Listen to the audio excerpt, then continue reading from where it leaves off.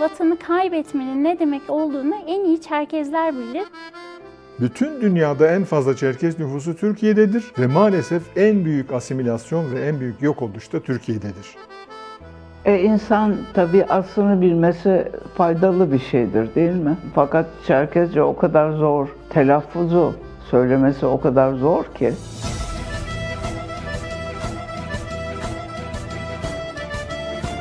Şu anda dünyada 40'tan çok ülkede yaşıyor Çerkesler. Bugünkü Rusya Federasyonu içerisinde aşağı yukarı 800 bin kadar Çerkes yaşıyor.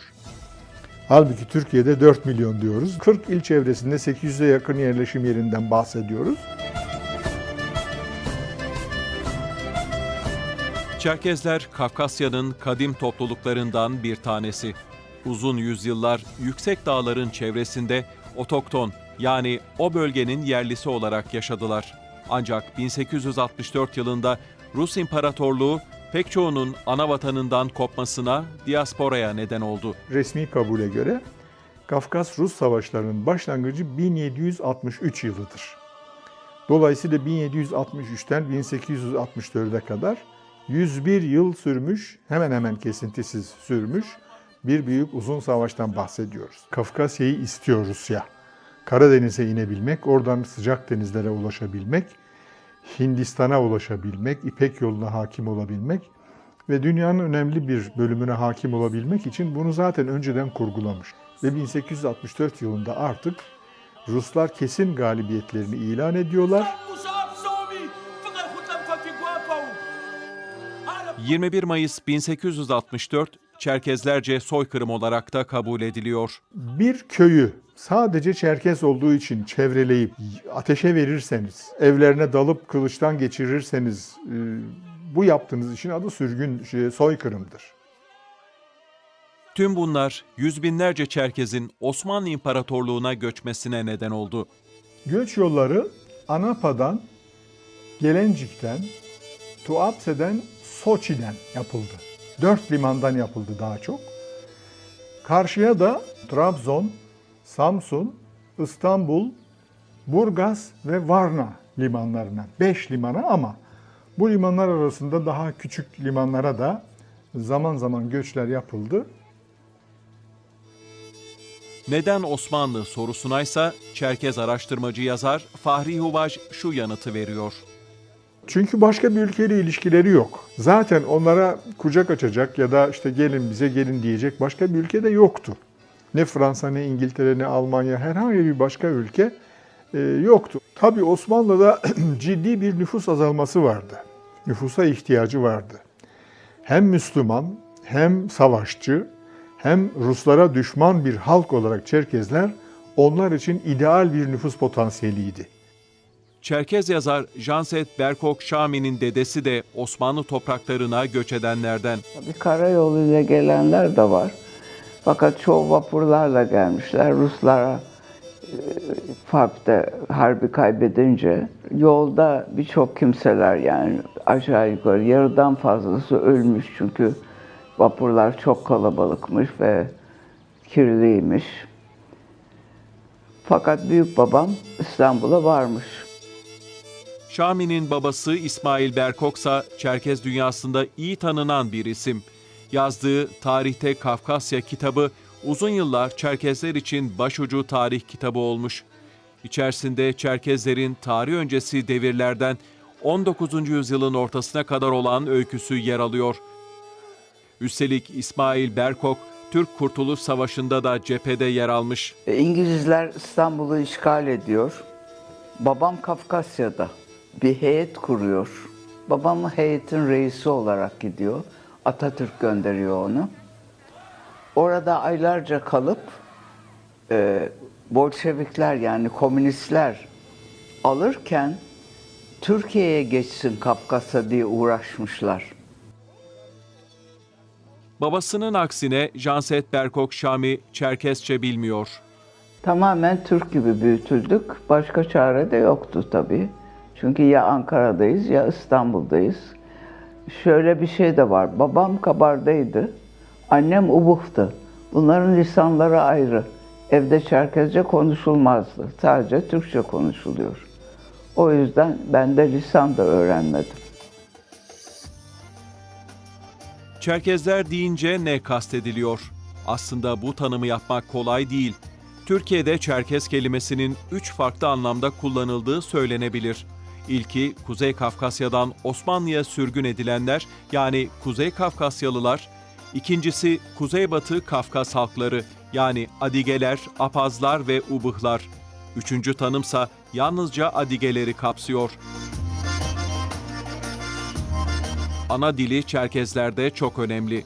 Ankara'm sışepsavu, Antalya'm sışış, Adigıxakum, Çerkesiyeçi zaceştoğuşu toğuşu Adigıxakum, Adigaymi, Kadarteye Balkar Respublikami, İlhes Pşağırı sışı ağ sışı deja. Çerkezler ana dillerini yaşatmak isterler ama bir asimilasyon süreci yaşıyoruz ister istemez. O asimilasyon sürecinde de adım adım dilimizi kaybediyoruz. Biz etnik olarak Çerkeziz. Türk gibi ayrı bir milletiz. Ayrı bir dilimiz var, ayrı bir kültürümüz, edebiyatımız, folklorumuz, mitolojimiz.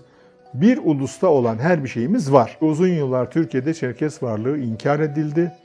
Tek tipleştirme politikaları güdüldü. Herkesi Türkleştirmeye çalıştılar. Huvaj bu durumun ulus devlet yaratma çabasıyla ilgili olduğunu söylüyor.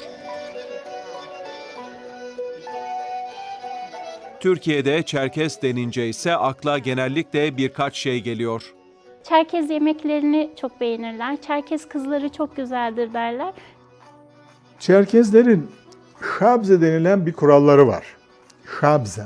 Şabze kelimesi aşağının düzeni, çokluğun düzeni demek. Etimolojik anlamı bu. Geleneksel olarak 3 temel kurum var. Çok önemli 3 temel kurum. Bunlardan birincisi misafirliktir. Eskiden hemen hemen her varlıklı ailenin avlusunda bir misafir evi bulunurdu. Bağımsız bir ev olarak bulunurdu. Kapısı daima açıktı. İkincisi düğünlerdir. Ve üçüncüsü de cenaze törenleridir.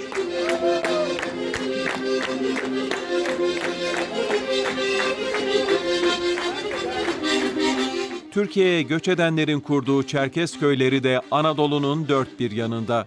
Bugün Düzce, Maraş, Kahramanmaraş, Balıkesir, Bursa, Adana, Mersin, Samsun gibi illere bağlı Çerkez köyleri dillerini önemli ölçüde kaybetmiş olsalar bile Çerkez köyü konumlarını ve özelliklerini önemli ölçüde koruyorlar. Peki Çerkezler hangi dine inanıyor? Sürgün öncesi Kafkasya'da Çerkezler çok tanrılı dinler dönemini yaşadılar. Daha sonra Yahudilik de bir ölçüde girdi ama çok tutunamadı, yerleşemedi. Sonra Hristiyan misyonerleri gittiler, orada Hristiyanlığı yaymaya çalıştılar. Türkiye'de Çerkezler genellikle Müslüman ve Hanefidirler. Allah onlara rahmet eylesin, ruhları şad olsun, mekanları cennet olsun ve nereden nerelere geldiğimizi anlatmak bakımından bunu söylüyorum. Çerkezlerin bugün kendilerine ait cumhuriyetleri de var. Bunlar geniş tanımla Adigey, Kabardey-Balkar, Karaçay-Çerkez, Abasya, Güney Osetya, Kuzey Osetya, İnguşya, Çeçenistan ve Dağıstan Cumhuriyetleri. İçlerinden bazıları Rusya Federasyonu'na bağlı özerk cumhuriyetler, bazıları ise bağımsız. Çerkezlerin Türkiye'deki örgütlenmesi ise oldukça eskiye dayanıyor. Türkiye'de örgütlenme çalışmalarına özellikle meşrutiyetin ilanından sonra denk geliyoruz. Çerkez Kadınları Teavün Cemiyeti gibi çok başarılı bir dernek kuruldu mesela. 90'lı yıllarda derneklerimiz birlikte bir şeyler yapmak, birlikte etkinlikler yapmak üzere birleşme çalışmaları yapmaya başladılar.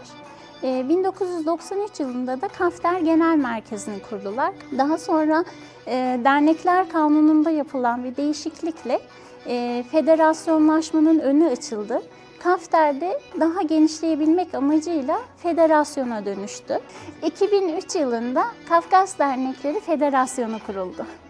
Kaplan bugün Kafkas Dernekleri Federasyonu'na bağlı olan 56 derneğin 20 bin üyesi olduğunu söylüyor. Bu dernekler Çerkes kültürünü yaşatabilmek için önemli çalışmalar yapıyor.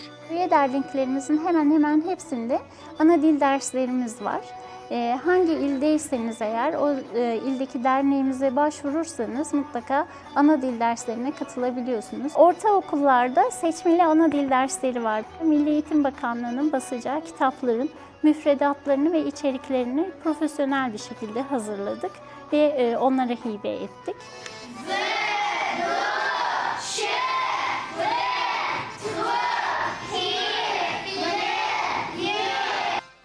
Dernekte bunların yanında her yıl 21 Mayıs 1864 sürgününü anmak için geniş katılımlı etkinlikler düzenleniyor.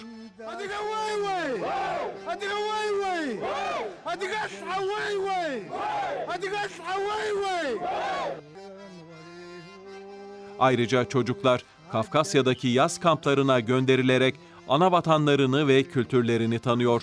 Çerkezler kültürlerini kaybetmemek için uğraşıyor. Teşvik etmek lazım.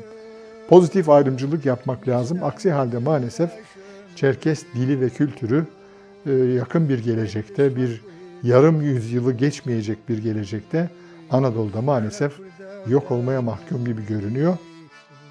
Çerkes kültürü yaşanılması ve yaşatılması gereken bir kültür. Kültürlerini yaşamak ve yaşatmak istiyorlarsa mutlaka derneklerimize gelsinler. Bizim onlara katacağımız, onların bize katacağı mutlaka çok şey olacaktır. Daşırdı